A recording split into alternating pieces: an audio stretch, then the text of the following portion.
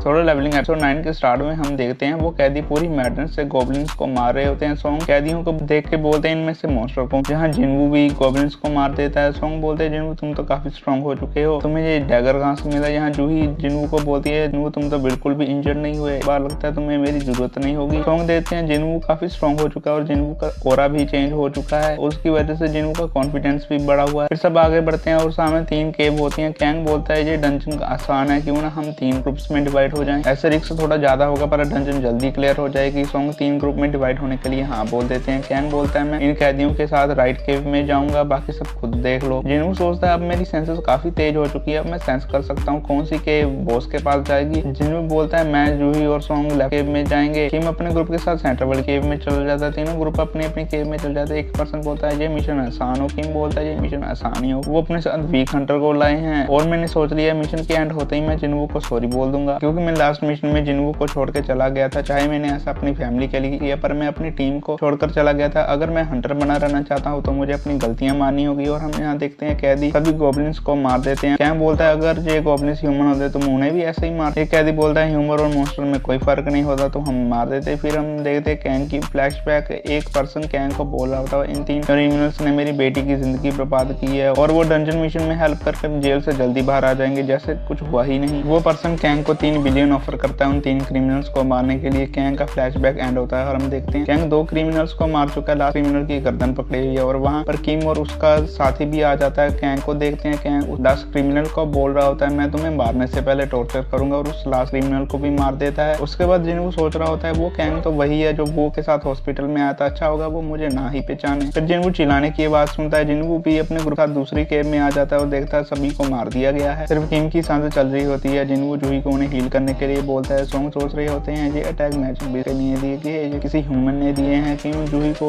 बोलता है तुम मुझे हील नहीं कर पाओगे। जिनवू बोलता है तुम मुझे क्या बोल रहे हो, तुम्हें अपनी फैमिली के लिए जिंदा रहना होगा और इसलिए भी रहना होगा कि मैं तुमसे हमेशा नफरत कर सकूं। किम जिनवू को सॉरी बोलता है और वहीं पर मारा जाता है। तभी कैंग जूही पर अटैक कर देता है पर जिनवू कैंग का अटैक रोक देता है। कैंग बोलता है पहले तो मैं हीलर को मारना चाहता था पर तुम बहुत अच्छे हो, तुमने मेरा अटैक रोक दिया। सोंग बोलता है ये सब तुमने किया है, तुम तो हंटर एसोसिएशन से हो। कैंग बोलता है मेरे दिमाग में एक और यही है, पहले तो मैं बोलने वाला तुम सब गॉब्लिन्स के हाथों मार गए पर अब स्टोरी चेंज है, अब मैं बोलूंगा 3 क्रिमिनल्स भाग रहे और तुम सबको मार दिया। जब मैं बॉस से फाइट कर रहा था उन्होंने मेरे ऊपर भी अटैक किया पर वो मेरे हाथों मारे गए, कैसी लगी स्टोरी। जिनवू बोलता है ये बेकार है। सोंग जिनवू को रोके बोलते हैं तुम ये नहीं कर सकते, इसे मुझे हराने दो। और टीम की स्वॉर्ड उठा लेते हैं, सोचते हैं मुझे स्वॉर्ड उठाए हुए काफी टाइम हो गया और ये बी रैंक है, मुझसे काफी ज्यादा पावरफुल होकर मुझे जूही की हेल्प लेनी होगी। सोंग जूही को अपनी बॉडी पर फिजिकल एनहांसमेंट स्पेल को यूज करने के लिए बोलते हैं। सोचते हैं सेशन डिफेंस पर ध्यान नहीं देते, मुझे इसी बात का फायदा उठाना होगा। फिर कैंग और सोंग के बीच फाइट शुरू हो जाती है। सोंग बहुत अच्छी तरह से कैंग के सभी अटैक्स ब्लॉक करते हैं। कैंग सोंग को बोलता है तुम तो मेरे अटैक बहुत अच्छी तरह से ब्लॉक कर रहे हो। सोंग बोलता है मैं एसरैग हंटर का टीचर हूँ। और कैंग सोंग के शोल्डर पर अटैक कर देता है और जूही अपने मैजिक से सोंग की इंजरी हील कर देती है। कैंग बोलता है हीलर ने मुझे परेशान कर दिया है। कैंग फिर जूही पर अटैक करता है, सोंग जूही को बचा लेता है। कैंग बोलता है सोंग तुम्हारी स्पीड तो काफी फास्ट है पर ये तुम्हारी पावर का कोई फायदा नहीं, ये कुछ ही देर की है। कैंग सोंग पर अटैक करके इंजर्ड कर देता है। फिर उसके बाद जूही का मैजिक खत्म हो जाता है। फिर कैंग सोंग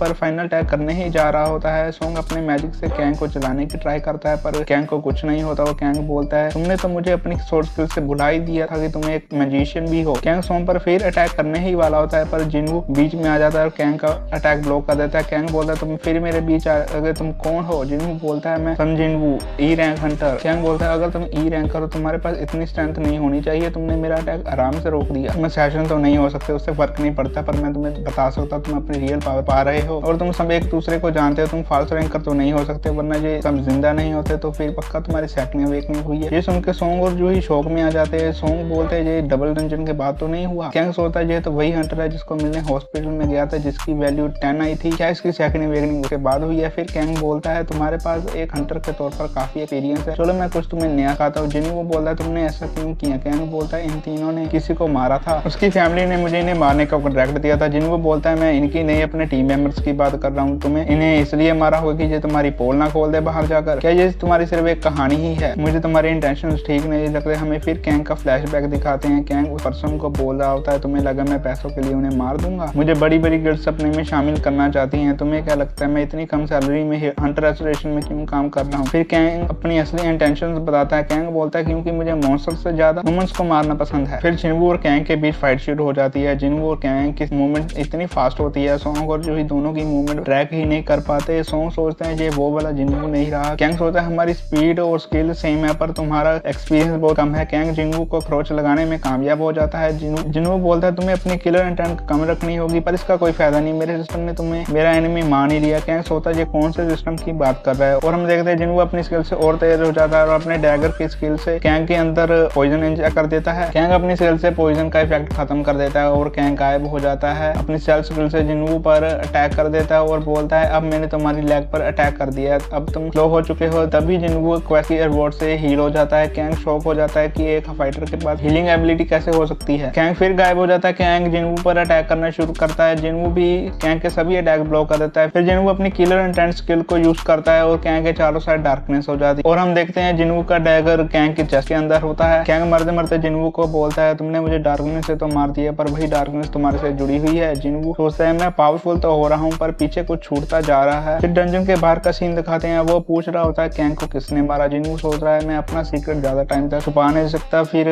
सॉन्ग बोलता है मैंने जूही की हेल्प से कैंग को मार दिया। वो को थोड़ा अजीब लगता है कि Kang B rank top hunter था, कैंग इतनी जल्दी नहीं मारा जा सकता है। जिनवू वो को देख कर सोचता है वो पक्का ही ए रैंक हंटर है, मैं वो से कोई रिस्क नहीं ले सकता। वो वहां से चला जाता है। सॉन्ग जिनवू को बोलता है तुम्हारा कोई रीजन होगा अपनी पावर को हाइड करने का, तुमने मेरी डबल डंजन में हेल्प की थी, मैंने आज तुम्हारी हेल्प कर दी, मैंने तुम्हारा एहसान भी चुका दिया। फिर पार्क का नाइट सीन दिखाते हैं। जूही जिनवू को मैजिक क्रिस्टल दिखा दिया और हमारा सोलो लेवलिंग एपिसोड 9 यहीं पर एंड हो जाता है। गाइस एपिसोड 9 काफी अच्छा था, काफी इंटेंस था फाइट के मामले में और मैं अपनी वीडियो यहीं पर एंड करता हूँ। तब तक टाटा बाय बाय।